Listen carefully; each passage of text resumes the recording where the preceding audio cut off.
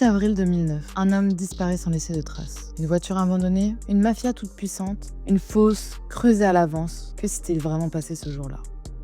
Vincenzo Orsini, 28 ans, originaire de Chivasso, près de Turin, disparaît sans explication. Son téléphone s'éteint à 13h30. Son Alfa 166 est retrouvé plus tard en stationnement interdit à Mapano. Derrière cette affaire, une ombre plane, celle de la Ndrangheta, la mafia calabraise. Le matin du 8 avril 2009, Vincenzo commence sa journée normalement. Il accompagne sa petite amie à son travail. Il prévoit de se retrouver pour déjeuner. Mais à 13h30, son téléphone s'éteint. Vincenzo ne viendra jamais au rendez-vous. Plus personne ne le reverra. Des jours plus tard, son Alfa 166 est retrouvé en stationnement interdit à Mapano, une localité proche. Aucune piste tangible, aucune explication, mais très vite, un lien évident se dessine. Vincenzo Orsini est issu d'une famille influente de la Ndrangheta, la mafia calabraise. Vincenzo est le neveu de Mario Orsini, chef historique de la Ndrangheta à Turin depuis les années 80. Il est également fiancé à la fille de Rocco Peripa, condamné pour l'assassinat du procureur Bruno Cassia en 1983. Entre lutte de clans, rivalité et intérêts criminels, Vincenzo se trouvait au cœur d'un monde dangereux. En 2023, des écoutes téléphoniques révèlent une vérité troublante. Giuseppe Pasca, 80 ans, et son fils Domenico Claudia Pasca, membre de la Ndrangheta, parlent de Vincenzo. Giuseppe dit Con Ursini hanno fatto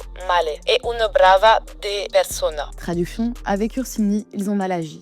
C'était une bonne personne. Puis Domenico ajoute Avevano già fatto la buca e cena per un festa. S'era già la bicua. Vi facciano vedere dove la portavano. Traduction, ils avaient déjà creusé le trou.